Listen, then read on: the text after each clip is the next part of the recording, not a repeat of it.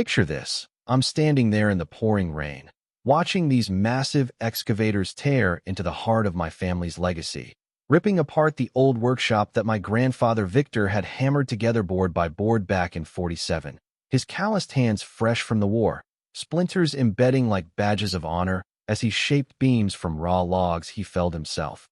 And there's Victoria Langford, the town board chairwoman, lounging against her sleek BMW, nursing some overpriced chai, smirking, like she's just conquered the world, her perfectly manicured nails tapping rhythmically on the cup, oblivious to the mud splattering her designer boots. And in that moment, with the mud sucking at my boots and the diesel fumes choking the air, mixing with the metallic tang of exposed earth, I realize they've taken our 92-acre spread for a fancy pet playground. But what she doesn't know yet, what nobody suspects, is that I've scooped up every scrap of land circling her prized project, every dirt path winding through overgrown thickets, every backroad rutted from years of farm traffic, every way in or out, turning her multi-million-dollar dream into an isolated fortress she can't even reach. And as the thunder rolls overhead, lightning cracking the sky like a warning, I feel this quiet fire building inside me, the kind that whispers revenge isn't just sweet, it's necessary when they've stolen everything that matters. Every memory etched in the soil where Elena and I shared our first kiss, under the ancient oak that now lies uprooted. Let me pull you into this story, because it's not just about land or laws. It's about roots that run deeper than any survey stake, twisting through generations like the vines Elena tended so lovingly, about fighting back when the system that's supposed to protect you turns predator, its claws hidden behind bureaucratic smiles and stamped forms. And yeah, maybe a touch of that underdog grit that makes you root for the little guy even when the odds are stacked like a house of cards in a hurricane. Wind howling threats of ruin. I'm Ethan Harlow, pushing 60 now, a lifelong tiller of the soil in Havenbrook County, smack in the middle of the fading industrial heartland, where the factories rust and the farms cling on like stubborn weeds, their leaves whispering tales of resilience against encroaching concrete. This place, the Harlow Homestead, 92 acres of fertile ground my grandpa Victor claimed right after crossing the Atlantic post-war, shelling out his hard-earned GI savings for a plot he cleared with nothing but an axe and sheer willpower, swinging that blade until blisters burst and reformed, planting rows with a stubborn ox he named Major, who plodded faithfully through mud that clung like regret, building something from nothing that my dad Marcus grew in the '70s, rotating crops smartly long. Before eco-friendly was a buzzword, experimenting with cover crops that enriched the earth, teaching me that earth isn't just ground, it's a breathing archive of sweat and seasons, of failures turned fertile by persistence. Then there was Elena, my wife, God rest her. She had this magic touch, turning barren patches into bountiful harvests with gentle coaxing. Her roadside stall famous for those berry jams that drew folks from miles around. The jars gleaming in sunlight like captured summer, customers lingering to chat about recipes passed down like heirlooms, the scent of fresh-tilled dirt mingling with the rumble of our vintage tractor. Those dawn hours filled with black coffee and that rare kind of hope that only comes from working with your hands alongside someone who sees your soul, her laughter echoing across fields as birds wheeled overhead. But cancer came calling 6 years back, took her too soon. The hospital room sterile and cold contrasting her vibrant spirit, left me rattling around this big old place alone, nights stretching endless with echoes of her voice, leasing out half the acres to a local eco group, keeping a crew of 9 hands on deck during peak times, folks with kids and bills who counted on those steady checks, sharing meals under the shade tree where we'd picnic as a family, the whole spread valued at nearly $1 million, but the real worth? Priceless. Woven into every furrow and fence post, every sunrise that painted the horizon in hues she'd describe as God's palette. Enter Victoria Langford, mid-50s, transplanted from some glossy urban enclave a decade ago, ex-corporate lawyer hitched to a software mogul, now reigning as Havenbrook's board chair, all about revitalization, which really meant steamrolling anything smelling of tradition for upscale condos and cafes. Her idea of progress draped in eco-slogans, but reeking of profit. Her speeches polished to a sheen that masked the sharp edges beneath. Our paths crossed first at a community forum 7 months before the machines showed. Her in a power suit that screamed boardroom, perfume hitting like a floral assault, heavy and artificial, cutting through the room's humble brew of instant Joe and small talk, the air thick with anticipation and underlying tension as locals shifted uncomfortably in metal chairs.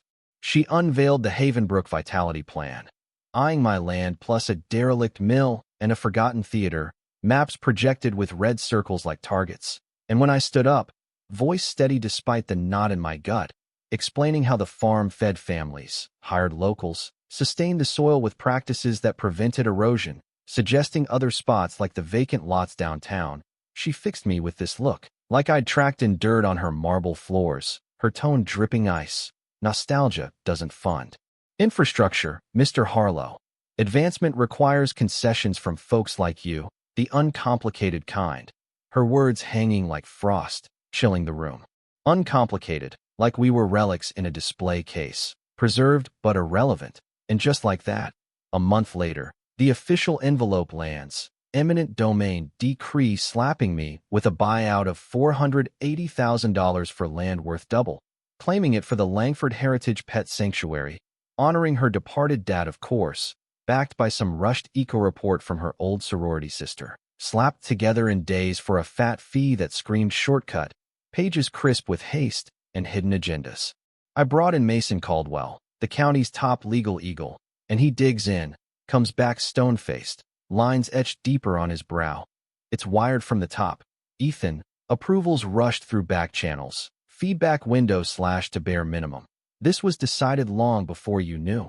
And the kicker, the build contract, $2.6 million handed to Langford Innovations LLC, her spouse's outfit. Insider trading dressed as public service, conflicts buried in fine print. The appeal session was a farce, room stuffed with her cronies clapping on cue, their applause rehearsed and hollow, me laying out jobs lost, green benefits like carbon sequestration from our trees, history preserved in artifacts unearthed during plowing, letters from my crew detailing personal hardships. But Victoria just sat there, lips curled in that sharp grin, gavel slamming like a door on my life, echoing off walls adorned with faded town seals, her mic words honeyed for the lenses. Democracy speaks, Mr. Harlow, clear out in 3 months. 3 months to erase decades so she could etch her ego in concrete. The crowd murmuring as I walked out, head high but heart heavy with the weight of impending loss. And me, I'm not built to bend, never was. So the next day I'm buried in the records office basement, dust and decay thick in the air, fluorescent lights buzzing like angry bees, poring over maps for hours until it hits me. The flaw her fancy suits overlooked, a chink in the armor gleaming like hope. My plot touches only County Lane 52A on one side. A skinny strip barely fit for light trucks. Weight cap at 10 tons. Useless for heavy gear or crowds. Potholes testament to neglect. The rest bordered by private holdings with outdated right-of-ways from the old days. Handshakes turn paper that laps every quarter century without fresh sign-offs. Yellowed documents fragile under my fingers. And sure enough, those permissions had expired like forgotten promises. No updates from the current owners, meaning seize my land and her sanctuary stranded, reachable only by that puny lane, isolation complete. I sat in my pickup, charts sprawled across the dash, heart pounding with this dawning thrill, like spotting the winning move in a high-stakes game, rain pattering on the roof like applause, and meanwhile, she's pushing, survey teams staking my borders like planting victory flags, led by her kin Jordan, smug 30-something strutting like the deed's already his boots leaving imprints in my soil, shrugging off my wrecked water lines that drowned a chunk of my yield, $9,000 gone in a flood. They called wear and tear, water pooling like tears for what was lost. The local rag blasts me as the holdout halting happiness, her buddy behind the byline twisting facts into barbs, online forum split, half seeing the scam through the haze, half swallowing her tale of a grumpy old-timer versus pups and play. Poison pen pieces painting me as a dodger, when I'd paid every cent fair and square, treated my team right, with fair wages and shared harvests. So I hit the pavement, door-knocking the flanking parcels, Blackwood Groves, a tangled 4-acre orchard owned by a widow eyeing sunnier shores, branches heavy with unpicked fruit rotting sweetly. Priced at $110,000. Riverside Acres, 6 acres forsaken, weeds choking what was once a home. With a $25,000 backtack snag hanging like a noose. Stonefield Tract. 14 acres of brush her cardshark pal held. Thorns snagging at passers-by. Asking $200,000. Total tab to seal the deal, $335,000. My nest egg from Elena's policy and savings, $380,000. Painstakingly saved over years of lean seasons. Mason warns it's a risk, could wipe me out like a frost-killing buds, but sitting across from the widow over lukewarm tea, sunlight filtering through grimy panes, dust motes dancing in beams, I shake on it. Cash deal. Quick close under a dummy corp to stay hidden. First piece falling into place, the thrill of strategy mingling with the ache of spending what she'd left me. With the ink drying on that first buy, I layered in more shells, mimicking her hubby's playbook of veiled ownership. Corporations nested like Russian dolls to obscure trails, snagging Riverside by clearing the lean and quiet titling through probate's maze. Counties hungry for their dues over babysitting ghosts. Paperwork shuffling like leaves in wind. And for Stonefield, my girl Sophia jets in from the city. Her finance was brain crafting another front, knocking in heels and charm, spinning a yarn about resort scouting with brochures faked on her laptop, landing it for $185,000. Her old man's name nowhere near, the seller chuckling at what he thought was a city slicker's folly. And as the final stamp hits, dusk wrapping the cab in shadows long and lean, nerves buzzing like live wires under skin, I've dropped $320,000, scraps left in the bank echoing empty. But every entry barred, her empire encircled, clueless as she revs her engines, her confidence a balloon waiting for the pin. All the while, she's ramping up, dozers growling at my edges like beasts hungry for earth, fumes like taunts curling in the breeze, staging a media splash for the kickoff event, VIPs invited with embossed cards. Her sound bites painting our town as evolving from relic to radiant. That word, relic, stinging like salt in wounds, repeated in interviews that aired during dinner hours, even dropping by personally. Stilettos sinking in gravel with each step, dangling an extra $60,000 to scram early. Her eyes scanning for weakness like a hawk spotting prey. Me wiping oil from palms on a rag stained with years of labor, masking my hand with weary nods. You'll get your space, Victoria. Her gaze probing for breaks, finding none but the facade I built, driving off smug in a cloud of dust that settled like defeat's veil. Unaware, I'd already fired off denials to her lawyers, citing risks and rights, no paths granted. Legalese thick as fog, her counsel spotting the trap, memo flying urgent. Access crisis imminent, her bark back sharp and frantic. Fix it or pack.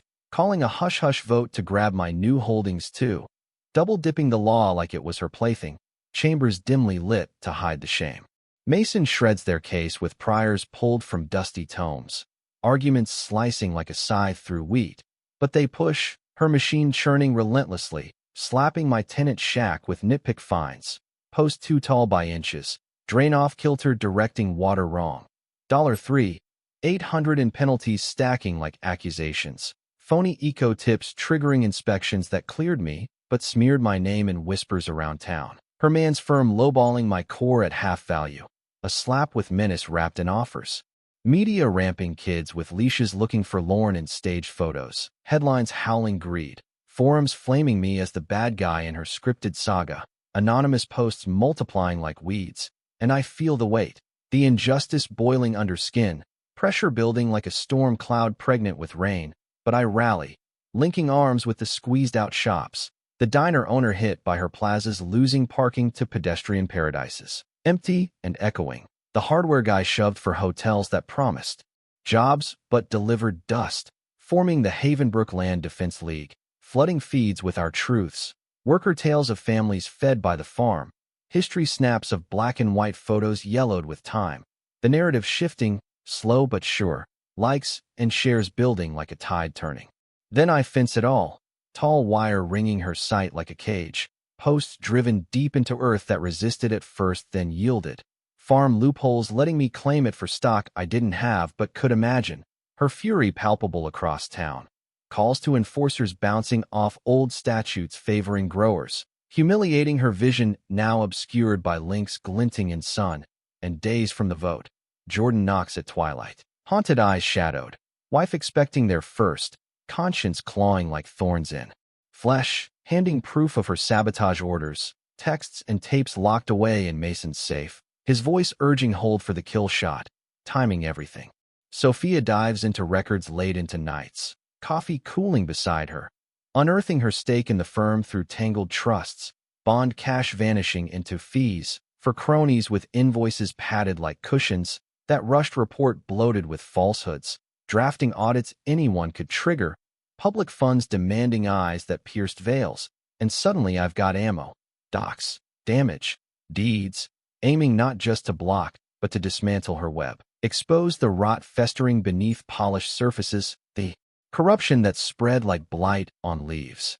We plot like strategists in Mason's office, maps and files spread under lamplight flickering, federal suit claiming bias with her slurs as ammo captured on grainy recordings, ACLU jumping in for the spotlight with press releases ready, complaints to oversight boards hitting desks like hammers, tips to probes anonymous but pointed, timing it for her big day when eyes would be widest. Feeding a prize-winning reporter Alex Rivera the scoop for Dawn Drop, his notes filling pads with verified facts. Protesters geared with signs painted in garages, my boy Lucas wiring funds after years apart, his voice cracking over the line with apologies long overdue. Family mending in the fire of shared adversity like metal forged stronger. I liquidate the rest, tractor humming its last as it's towed away. Memories of teaching Lucas to drive it flooding back with each rev. Elena's tools funding food drives in her name.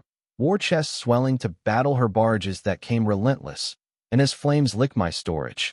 Arson traced to her shadows through camera footage grainy but damning. I add it to the stack, her oppo flopping on facts I countered with receipts. Her desperate buyout caught on tape hidden in my pocket, bribery raw and recorded, clerk leaks sealing tampering with emails printed in haste, charges stacking like dominoes ready to topple, the noose tightening with each revelation.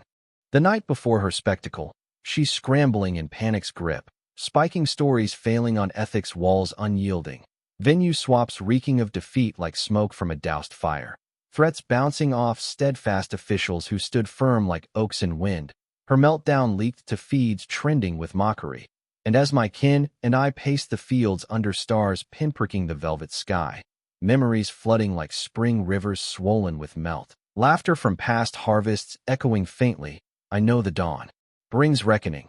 Not just for land, but for every soul she trampled under heel, every dream she dismissed with a wave of her jeweled hand. And when it breaks, Alex's expose ignites like wildfire, headlines scorching her schemes across screens, shares exploding viral, bigwigs bailing with statements distancing like rats fleeing a flood, her arrival met by crowds chanting rhythmic and resolute, signs waving family lore inked with passion, cameras hungry for the fall, sheriff with papers crisp and official, me at the barred gate, deed high like a banner of victory. She demands entry with voice cracking under strain, bluff crumbling as truths tumble forth, funds funneled through shadows, bids rigged with winks and nods, sabotage exposed in Jordan's steady testimony, her lunge at him restrained by firm hands, allies abandoning ship midstorm, voices rising from the wronged like a chorus building. The diner dame recounting lost patrons with tears glinting. The shopkeep detailing relocation's ruin in measured tones. The hands speaking through translators of futures frayed. Her facade shattering in screams raw and unfiltered. And I lay the ultimatum clear as daybreak. Donate paths with safeguards etched in stone. Preserve green eternally. Audit all dealings passed with scrutiny sharp. Redesign for gardens blooming and markets bustling. Her exit now swift, or lock it forever in private grasp, her corruption a permanent monument stark and unyielding. Commissioner nodding yes amid cheers erupting like fireworks, justice crashing like waves on a shore long. Denied, washing away the grime. In the whirlwind after, she folds under indictments heavy as chains, deceit, graft, interference, flames of arson, her empire stripped bare, contracts yanked like weeds uprooted, probes widening to millions misspent revealed in ledgers damning. Counsel purged in recalls swift. My suit dropped as land reverts with apologies formal and fees forgiven, but I gift it to the Elena Harlow Legacy Foundation, shielding it eternal from grabs greedy, funding learning in classrooms makeshift under pavilions. New markets with booths free for growers budding, scholarships blooming like the crops she cherished, first awarded amid hugs tearful. The pet spot reborn as communal plots teeming with life, and play areas echoing barks joyful, opening to throngs under skies clear, sense of growth and glee mingling with earth fresh. Me speaking brief from a podium simple, honoring the chain from Victor's axe swings to her gentle tending. Family healed and bonds reforged. Lucas musing return with plans. Tentative, Sophia steering sustainability with charts precise. Me guiding the young through fields dewy, planting at her stone under sun warming, feeling her in the earth's pulse steady, closure in the cycle unbroken, legacy thriving where once threat loomed. And now, as the dust settles and the land thrives anew, with vines climbing fences once divisive now uniting, I have to ask, was this revenge too far, or righteous stand against unchecked might? Where do you draw the line between justice and vendetta? Especially when families on the line, roots threatened by blades indifferent. Share your thoughts below, your own battles with bullies and badges or boards, because in the end, is it wrong to fight fire with fire when they've torched your world first, leaving ashes where home stood?